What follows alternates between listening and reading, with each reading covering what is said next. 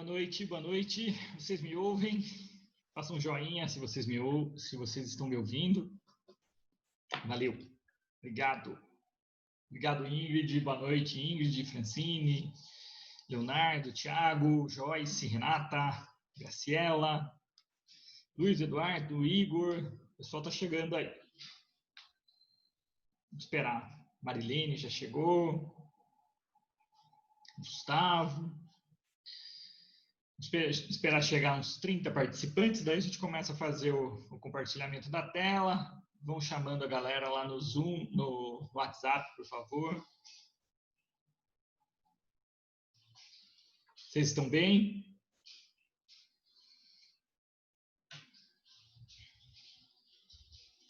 Estou com o chat aberto aqui e com o... Boa noite, Juliana. Estou com o chat aberto e com o WhatsApp aberto também, tá? Qualquer dúvida já podem ir mandando.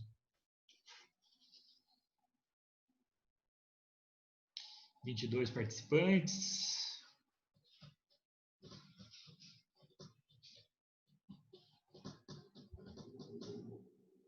23, vamos lá. –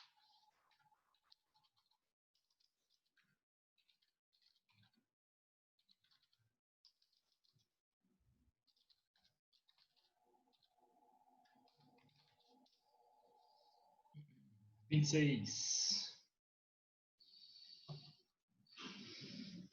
Bom, vamos lá, eu vou começar aqui então a fazer o compartilhamento.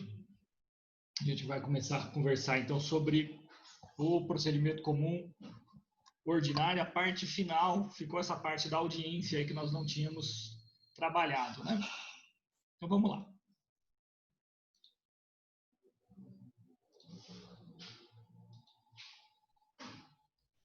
Começar a apresentação aqui, né? Direito Processual Penal 3, aula 5, né? Já estamos na 5ª aula, 6ª semana de aula, teve aquela semana de semana jurídica, né? Então vamos lá. Vamos ver qual que é o conteúdo da aula de hoje. Procedimento comum ordinário é a parte 3, nós já tivemos 2 aulas anteriores sobre procedimento comum ordinário. A gente parte hoje, a gente vai lembrar que na semana passada nós trabalhamos o 399 e teve todo aquele imbróglio em relação ao momento do recebimento da denúncia, né? Ou da queixa, recebimento da peça acusatória. Depois dá uma revisadinha nos slides, enfim. Vejam o vídeo se tem alguma dúvida. E agora, o artigo 400, ele começa a falar especificamente da chamada AIDJ, né? Audiência de Instrução, Debates e Julgamento. Beleza, Vitinho? Já chegou aqui no Zoom?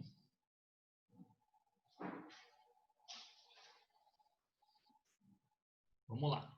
Então, vamos ler aí o artigo 400, ele vai dizer o seguinte: na audiência de instrução e julgamento, a ser realizada no prazo máximo de 60 dias, proceder-se-á à tomada de declarações do ofendido, à inquirição das testemunhas arroladas pela acusação e pela defesa, nesta ordem, ressalvado o disposto no artigo 222 deste Código, bem como aos esclarecimentos dos peritos, às acareações e ao reconhecimento de pessoas e coisas, interrogando-se em seguida o acusado.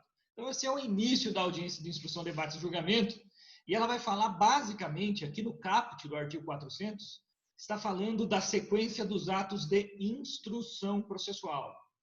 O que é instrução processual? É a colheita ou é a coleta de elementos de informação sob o crivo contraditório, portanto, caracterizadoras de prova. Isso é prova, porque tudo que está sendo produzido aqui nessa audiência está sendo produzido sob contraditório real, na presença de um juiz que preside a audiência e na presença das partes, dos gestores do processo probatório, do procedimento probatório. Lembrar que no sistema acusatório, quem faz a gestão das provas são as partes. Bom, princípios da IDJ, da Audiência de Instrução, Debates e Julgamento.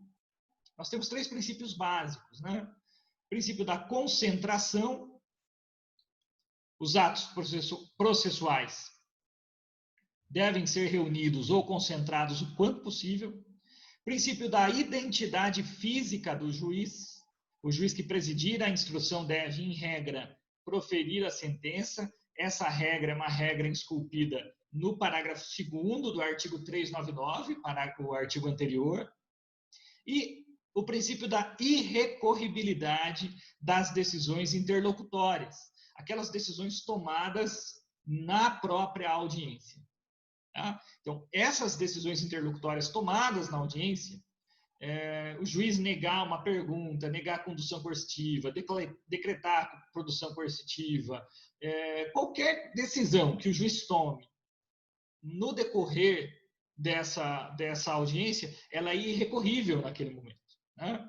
Por quê? Porque senão, se tivesse que recorrer, parava a audiência toda hora. Né? E como é que você faz, então, se você não concorda com uma decisão do juiz naquela audiência e você não pode recorrer? Bom, daquela decisão na audiência, da qual você não pode recorrer naquele momento, você pede para que conste em ata o pedido, né, o pedido que foi negado pelo juiz, e as razões da negativa, para que depois você trabalhe tal situação quando for fazer, eventualmente, quando for fazer as alegações finais e depois, eventualmente, se você for trabalhar uma apelação, um recurso. Né? Mas o ideal é que deixe consignado aquelas decisões tomadas na audiência, elas fiquem consignadas, elas fiquem registradas na ata da audiência, para que depois você discuta isso nas alegações finais e, eventualmente, ao manejar um recurso. Tá? Então, evita a paralisação dos atos processuais, não impede que eventuais prejuízos causados à parte sejam questionados em preliminares de apelação ou até mesmo em HC. Né? Você pode, inclusive, impetrar HC se essa violação, se essa negativa, essa decisão interlocutória na audiência, ela for um ato que violente o direito de liberdade do seu cliente, né? Que vulnere o direito de liberdade do seu cliente. Muito bem. Então, esses são os princípios da AIDJ. Princípio da concentração, os atos devem ser, de regra, resolvidos todos em audiência, essa é a regra. Né? Identidade física do juiz. O juiz que vai presidir a instrução, em regra, deve proferir a sentença. Em regra, a sentença será na própria audiência. Mas há algumas hipóteses que nós veremos em que essa sentença pode ser proferida posteriormente. Mas, via de regra, né, mesmo nessas hipóteses em que a sentença é proferida depois da audiência, é o juiz quem presidiu a instrução quem deve sentenciar. Né? Porque foi ele quem sentiu o processo. É ele quem estava presente no momento da coleta ou da colheita de provas. Foi ele quem ouviu as testemunhas, ouviu o interrogado, sentiu a entonação de voz, a hesitação, a certeza. Né? Então, tudo isso conta para a formação da convicção do juiz. Se eventualmente, essa audiência é cindida depois da instrução para ser sentenciada depois, e o juiz morre, por exemplo, né? Pode daí outro juiz sentenciar? Deve, não tem outro jeito. Tem que ser outro juiz. Mas pela defesa seria interessante requerer que os atos de instrução fossem realizados novamente, para que o juiz que vai sentenciar realmente tivesse participado ativamente dos atos de instrução. Tá? A situação é complicada, mas talvez isso diminua um pouco o prejuízo. O problema é o juiz que não acompanhou a instrução chegar e sentenciar. Tá? Essa instrução no sistema contraditório, né? Ali na audiência com contraditório real, que é justamente para formar a convicção do juiz. Senão o juiz vai chegar e vai ter aquela situação muito fria, né? Das coisas que já estão colocadas no papel, né? Ou só a videoconferência. Bom, o que é mais importante, mais interessante aqui em relação ao artigo 400? É a sequência dos atos de instrução na audiência. E a gente até vai um pouco mais longe. Né? A gente vai falar dos debates também, vai falar da documentação dessa audiência. Mas a sequência dos atos na audiência é assim, né? Oitiva do ofendido, é óbvio, não é todo crime que tem vítima, mas nos crimes que tem a vítima e a vítima sobreviveu, né, não for um homicídio consumado, por exemplo, o crime, a vítima é a primeira a ser ouvida. Né? Começa com a inquirição da vítima, né, do ofendido. Depois, testemunha da acusação e testemunha da defesa. Tudo bem? Aqui a gente vai fazer aquele exame cruzado, que nós já trabalhamos lá em Teoria Geral das Provas, no semestre passado. Então, começa ouvindo as testemunhas da acusação, a gente vai relembrar. Quem pergunta primeiro para as testemunhas da acusação é a própria acusação. Depois, a defesa explora as testemunhas da acusação. E o juiz tem uma capacidade probatória, uma atividade probatória subsidiária, complementar. Né? Depois, das testemunhas da defesa. Quem começa a perguntar as testemunhas da defesa? A defesa. Depois, a acusação pergunta para as testemunhas da defesa. E o juiz tem uma atividade residual, subsidiária, complementar. Tá? Então, por isso que é exame cruzado. Né? Testemunhas da acusação começa acusação, defesa, juiz. Testemunhas da defesa começa com defesa, acusação, juiz. Lembrando sempre, né? Marcando isso. A atividade do juiz de questionar as testemunhas é complementar, residual, só para dirimir uma dúvida importante, que ele considere importante. Tá? Esclarecimentos dos peritos, acareação, reconhecimento de pessoas e coisas, interrogatório do acusado, requerimento de provas, debates, né, são as chamadas alegações finais, e sentença. Então, essa é a sequência. Tá? Oitiva do ofendido, testemunhas da acusação, testemunhas da defesa, peritos, acareação, reconhecimento de pessoas e coisas e interrogatório. Até o item 7, nós estamos trabalhando com a fase instrutória. Talvez o item 8, se houver requerimento de provas. Lembra que a audiência de instrução, debates e julgamento. Então, vamos dizer aí, até o item 8 é instrução. O item 9 é debates. O item 10 é julgamento. Então, do 1 ao 8, instrução. O 9, debates. O 10, julgamento. Audiência de instrução, debates e julgamento. Vamos dar uma olhadinha, então, aqui na questão dos peritos. Eles podem ser ouvidos na audiência? Podem. É um tanto quanto raro, mas eles podem, desde que artigo 400 aqui, né? Artigo 400, parágrafo 2º. Os esclarecimentos dos peritos dependerão de prévio requerimento das partes. Então, se as partes desejam que os peritos sejam ouvidos em audiência, é necessário que haja um requerimento anterior, com tempo hábil, para que os peritos possam ser intimados para estarem na audiência. Porque os peritos, eles não ficam de bobeira no fórum. Né? Então, se as partes, né, tanto a acusação como a defesa, entenderem que é pertinente, que é importante que os peritos prestem depoimento para explicar por que chegaram em tal conclusão, para explicar por que determinaram isso naquele laudo apresentado, enfim, essas partes precisam requerer, né, o depoimento dos peritos em tempo hábil para que eles possam ser intimados, então estejam no fórum no dia da audiência. Tudo bem? Então, lembrar que em relação aos peritos, como eles não ficam no fórum, cada um está no seu lugar, né? Os peritos lá da própria polícia científica estão lá no IML. Hoje a gente não tem nem médico em Itapeva, o médico vem uma vez por semana para fazer laudos de lesões corporais, enfim. Né? Então, é óbvio que se tiver que ouvir esse perito, tem que haver o prévio requerimento.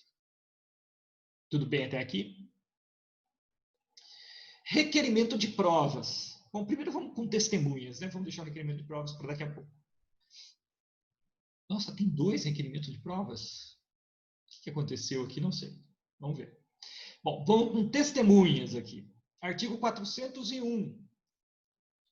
Na instrução, poderão ser inquiridas até 8 testemunhas arroladas pela acusação e 8 pela defesa. A acusação, ela apresenta o rol de testemunhas quando apresenta a denúncia. No momento da apresentação da denúncia, que a acusação apresenta o rol, então segue o rol junto com a denúncia. Para a defesa, o rol das testemunhas que serão ouvidas pela defesa é apresentado na resposta à acusação. Então, o momento de pedir, de requerer a produção de prova testemunhal para a acusação é na denúncia, para a defesa é na resposta à acusação. No procedimento ordinário, são 8 testemunhas, mas são 8 testemunhas, a gente precisa lembrar sempre, por fato, tá? Por crime atribuído, por fato criminoso atribuído, e por réu. Então, se na acusação o Ministério Público ele está denunciando 2 réus por 2 crimes, 2 réus por 2 crimes, cada réu tem direito a 8 testemunhas para cada crime que ele está sendo acusado. Então, se cada réu foi acusado por 2 crimes, cada um tem direito a 16 testemunhas. Seriam 32 testemunhas só para cada réu aí, já que cada um deles está sendo acusado por 2 delitos. Então, lembra, 8 testemunhas por réu, por crime, por réu e por fato que lhe seja atribuído. E nesse número, não se compreendem as que não prestem compromisso e as referidas. Quem são as testemunhas que não prestam compromisso? Os parentes, os amigos, as testemunhas que prestam depoimento na qualidade de informantes. Melhor não falar testemunhas, melhor falar em pessoas que prestem depoimento na qualidade de informantes. Por quê? Porque ela tem um vínculo em relação ao acusado ou à vítima que evidentemente vai macular a sua imparcialidade, o seu dever de imparcialidade. Tá? O amigo íntimo, o parente, então essa pessoa é ouvida na condição de informante, tá? Então não entra no número de testemunhas, porque não presta compromisso. E quem são as testemunhas referidas? Bom, as testemunhas referidas são aquelas que não foram arroladas na denúncia, nem arroladas na resposta à acusação, porque delas não se conhecia. Ninguém sabia dessas testemunhas. Então, elas, no momento em que a audiência está rolando, no momento em que a audiência está acontecendo, uma testemunha fala, mas o fulano de tal, ele também viu. Então, é um nome que surge ali na audiência. É uma testemunha referida. Aí, como não se conhecia essa testemunha, ela não vai entrar na contagem do número máximo de 8. Tá? Então, pode ter muita testemunha. Pode ter muita. No procedimento ordinário, portanto, ele é considerado um dos mais completos, justamente por causa dessa possibilidade de ampla produção probatória testemunhal. É o procedimento que mais admite testemunhas. Para vocês terem uma ideia, no procedimento do júri, lá na fase do plenário, no plenário do júri, naquele julgamento que vocês assistem, no tribunal do júri, são 5 testemunhas. Aqui são 8. Tudo bem que no procedimento do júri, na primeira fase, também são 8. Mas lá no plenário, que é quando o bicho pega mesmo, lá são 5. Então, aí o parágrafo 2º. A parte poderá desistir da inquirição de qualquer das testemunhas arroladas. Isso é bastante comum, ressalvado o disposto no artigo 209 deste Código. Então, qual que é essa situação? Geralmente, a defesa, ela arrola um monte de testemunhas, porque ela precisa ouvir uma ou outra circunstância, e o ideal é que, se a defesa ouviu o que ela queria, conseguiu provar o que ela queria, conseguiu extrair de 1, 2, 3 testemunhas o que ela precisava extrair, o ideal é dispensar as outras. Porque vai que as outras acabem dando com a língua nos dentes, vamos dizer assim, acabe complicando a situação, trazendo uma informação que não seja interessante para a tese defensiva. Então, o ideal é que, assim, ouviu que você... Isso é questão prática, ouviu o que você precisava ouvir, fez a prova testemunhal do que você precisava fazer, dispensa as outras, né? Mas há a possibilidade do artigo 209. O 209 vai falar da testemunha do juízo, que é a testemunha que o juiz entende interessante. Aí tem aquela questão, mas o juiz tem que saber se a testemunha é interessante ou não? Então, a constitucionalidade dessa última parte do parágrafo 2º, que diz que o juiz poderia ver, né, essa situação de ele querer ouvir a testemunha, que para ele aquilo seria interessante, e isso dentro de um sistema acusatório, um sistema adversarial, um sistema constitucional do processo penal, isso não seria coerente. Você poderia até defender a inconstitucionalidade dessa última parte, já que o juiz não é gestor da prova, não é o juiz que ingere a prova, né? Que faz a gestão da prova no processo penal, são as partes. Imagina, você como advogado tem uma estratégia, ouvir 2 ou 3 testemunhas, né? Ainda que tenham outras, se você conseguiu ouvir o que você queria nas 2 ou 3 primeiras, dispensa as outras, daí o juiz vem e joga areia no seu projeto, né, de defesa. O juiz estaria fazendo uma intromissão incabida na gestão da prova que não lhe incumbe, que a gestão da prova não é incumbência do juiz no sistema acusatório. A gente tem que ser, assim, como no Brasil a gente tem uma coxa de retalhos em relação ao Código de Processo Penal, né, e o sistema processual, toda hora a gente tem que ficar repetindo essa questão do sistema acusatório, é até chato, né? Mas é porque a porcaria da redação dos dispositivos ainda faz essa confusão, né? Mas dentro da lógica, dentro se você fizer uma análise coerente, essa segunda parte aí do parágrafo 2º não guarda compatibilidade com o sistema acusatório, com o sistema adversarial. Muito bem, vamos ver o que é esse requerimento de provas aqui. Tem 2. Vamos por aqui, tá? Ali o de cima ficou incompleto. É a pressa, Então, olha, requerimento de provas. Após o interrogatório, as partes podem requerer a produção de provas cuja necessidade surgiu na audiência de instrução, debates e julgamento. Aqui embaixo, é a mesma coisa, né?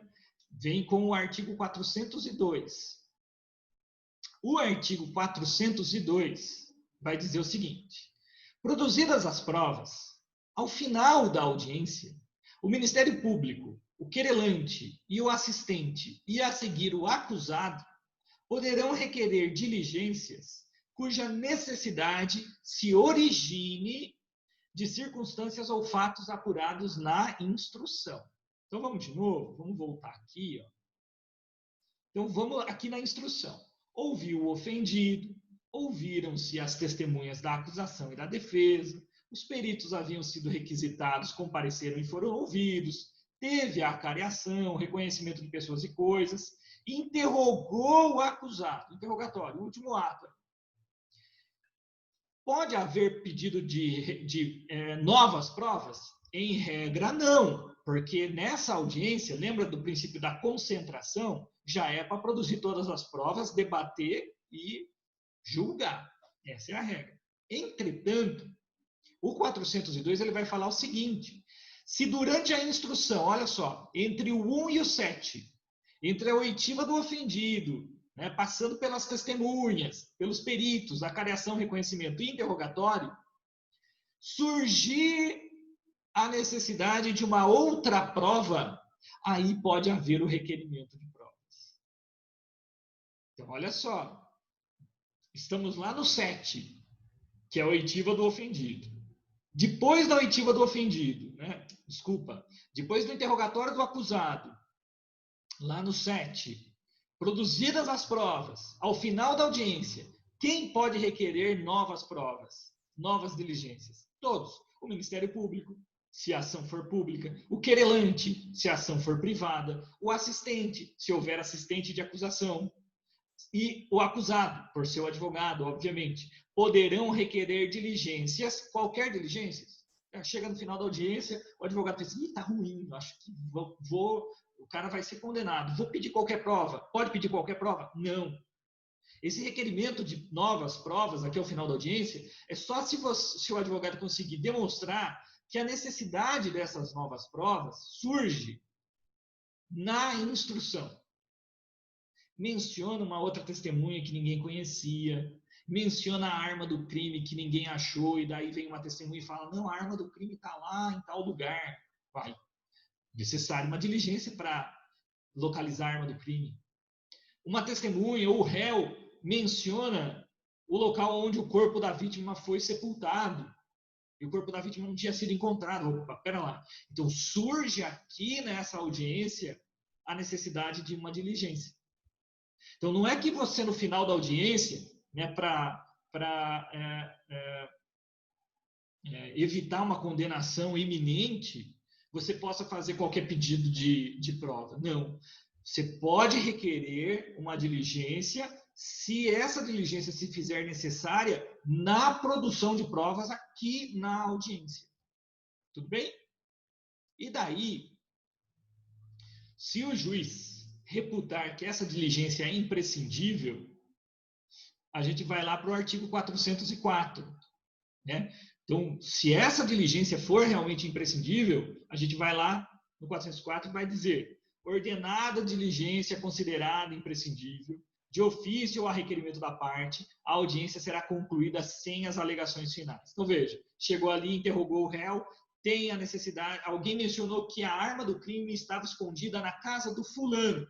Bom, então, para a audiência, sem alegações finais, óbvio, né, determina a busca e apreensão, né, então vai ter que oficiar para a polícia vai lá, apreende a arma, traz pericia, junta a perícia nos autos, para daí, depois da diligência realizada, é o que está no parágrafo único, realizada em seguida a diligência determinada, as partes apresentarão no prazo sucessivo de 5 dias suas alegações finais por memorial e no prazo de 10 dias o juiz proferirá a sentença.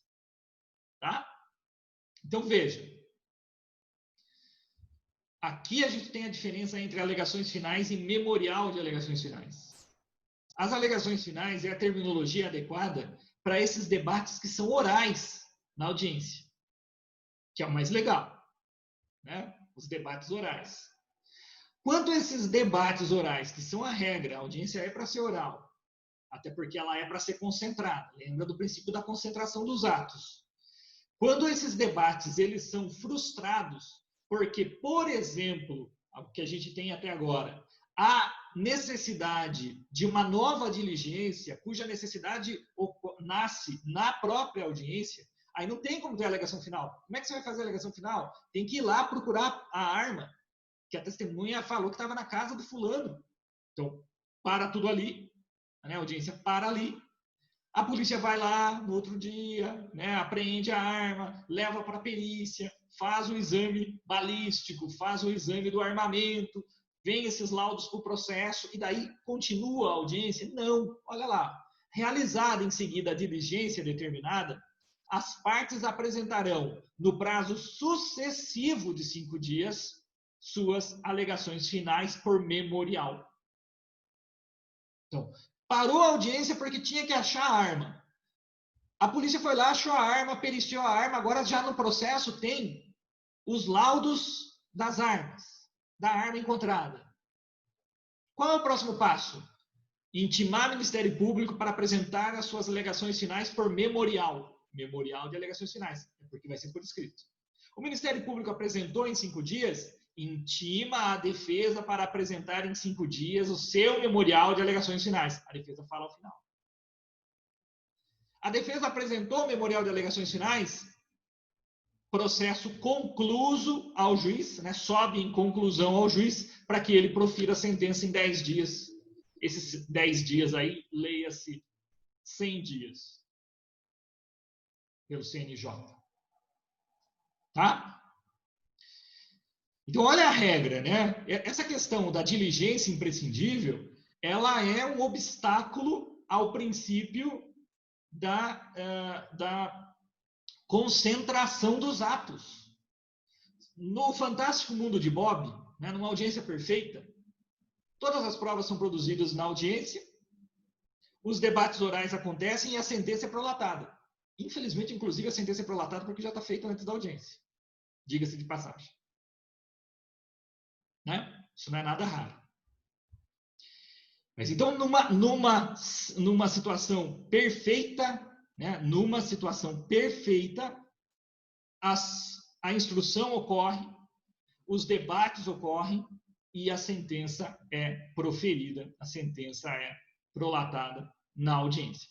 Mas, lembra, se houver esse requerimento de provas, cuja necessidade nasce aqui, né, entre o 1 e o 7, alguém falou alguma coisa, alguém se tocou de algo, a necessidade nasce aqui, aí tem que parar a audiência sem alegações finais e produz aquela diligência.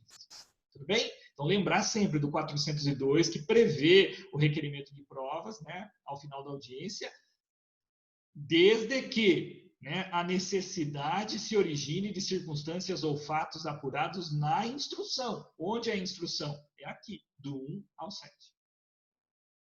Tudo bem? Não tem perguntas no chat, não tem perguntas, por enquanto, no WhatsApp também. Muito bem. Vamos lá, vamos para os debates agora. Debates, artigo 403. Vamos lá. Não havendo requerimento de diligências. Então, ninguém pediu nada depois do interrogatório do réu. Ou havendo, mas sendo indeferido, né? Alguém pode até ter pedido, mas o juiz indeferiu, começa imediatamente a fase dos debates. Né? Serão oferecidas alegações finais orais, por 20 minutos, respectivamente, pela acusação e pela defesa, prorrogáveis por mais 10, proferindo o juiz a seguir sentença. Então, começa com a acusação, fazendo as alegações finais. 20 minutos prorrogáveis por mais 10. Tá? Defesa, né? 20 minutos prorrogáveis por mais 10. Então, aqui nós temos a acusação e a defesa. Não tem réplica e tréplica aqui. A acusação fala 20 prorrogável por mais 10. A defesa fala 20 prorrogável por mais 10. Havendo mais de um acusado, o tempo previsto para a defesa de cada um será individual. Então, se tiver 2 réus, nós teremos 20 minutos prorrogáveis por mais 10 minutos para cada réu. Então, nós teríamos, no máximo, 30 minutos para cada réu. Se tem 2 réus, é possível que haja 1 hora só de alegações finais da defesa. Tá? Bom, se eu tenho 1 hora de alegações finais para a defesa, porque são 2 réus, o Ministério Público tem só 30 minutos? Pelo princípio da paridade de armas, não. O Ministério Público, se são 2 réus e eles têm até 1 hora para fazer alegações finais, o Ministério Público também teria 1 hora para fazer as suas alegações finais. Então, ele poderia fazer uma alegação final de até 1 hora, né, para daí a defesa fazer cada um dos réus 20 minutos prorrogáveis por mais 10, cada um deles. Combinado? Interior, processos mais simples, é difícil você ver alegações finais muito demoradas, tá? Porque os debates geralmente são mais simples. Mas você vai pegar, por exemplo, aí, crimes que demandam maior análise probatória, processos que são muito extensos, processos que têm muitos réus, que os réus se autoacusam também. Pega um processo que tem a delação premiada, por exemplo. Aí é muito fácil, é muito comum você não ter tempo suficiente para fazer as alegações finais em 30 minutos. É bastante possível. Tá? Você não consegue formular uma retórica defensiva completa em 30 minutos. É possível que isso aconteça.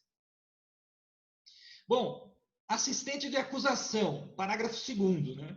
Ao assistente do Ministério Público, geralmente é um advogado que a família da vítima contrata, ou a própria vítima contrata para auxiliar o Ministério Público, ele também pode fazer alegações finais, ele terá 10 minutos. Então, se tiver assistente de acusação, começa Ministério Público, assistente de acusação, para daí vir a defesa. Aí pensa bem, olha só, o Ministério Público fala por 20 minutos prorrogáveis por mais 10. Aí tem o assistente de acusação, fala mais 10. Lembra do princípio da paridade de armas? As partes têm que ter as mesmas possibilidades probatórias. A defesa, se teve assistente de acusação, a defesa teria até 40 minutos. Então, esses 10 minutos do assistente de acusação também deve ser conferido à defesa. Tá? Então, ao assistente do Ministério Público, após a manifestação desse, serão concedidos 10 minutos, prorrogando-se por igual período o tempo de manifestação de defesa. E conversão dos debates em memoriais escritos. Nós já vimos essa possibilidade quando é determinada a produção de uma diligência ao final da instrução. Lembra daquela hipótese em que as partes requerem uma diligência cuja necessidade se origina na instrução para a audiência, produz a prova e depois abre vista para as partes apresentarem memoriais de alegações finais. No parágrafo 3º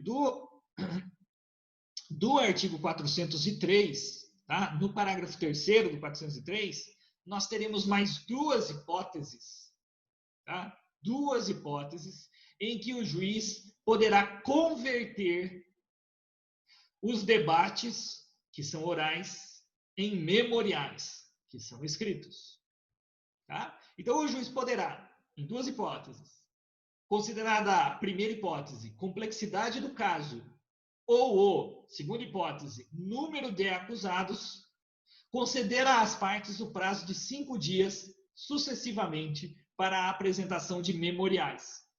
Nesse caso, terá o prazo de 10 dias para proferir a sentença. Então, essa hipótese é a hipótese da conversão dos debates orais, que são a regra, em memoriais escritos, que são excepcionais. Quando? Duas hipóteses. O caso é muito complexo para falar em meia hora. Se o juiz analisa essa complexidade e percebe que realmente em meia hora é difícil construir a retórica defensiva, converte em memoriais. Ou número de acusados, que vai naquela situação. Lembra que cada réu tem 20 minutos prorrogáveis por mais 10? Imagina que tem 10 réus. Essa audiência acaba quando? Então, converte os debates em memoriais. As duas hipóteses, complexidade ou número de acusados. Tudo bem?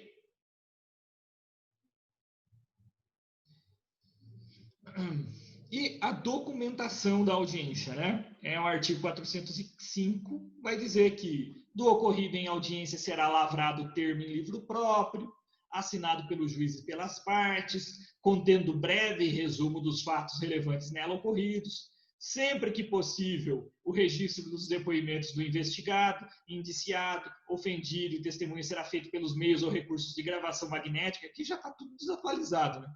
Mesmo porque hoje a gente já tem o sistema audiovisual, né? Audiovisual seria a regra aqui, as audiências hoje são gravadas. E no caso de registro por meio audiovisual, será encaminhada às partes cópia do registro original, sem necessidade de transcrição. Eu nunca recebi. Tá? Eu nunca recebi um DVD com as imagens da audiência. E, inclusive, nunca vi num processo digital as audiências sendo disponibilizadas ali na plataforma Mensagem. Mas é lei. Tudo bem? Então, essa é a parte final do procedimento comum ordinário. Lembrar que o procedimento comum ordinário é aplicável aos crimes cuja pena máxima seja igual ou superior a 4 anos. Está finalizando o tempo. A gente vai voltar para o Zoom logo mais, né? A gente vai dar um tempinho no WhatsApp, vamos dar fazer a checagem da assimilação, né, desse conteúdo, depois a gente volta. E daí a gente volta para ir para aquele quadro, para fazer o fluxograma de novo, agora completo, e a gente ainda vai ver hoje o procedimento comum sumário.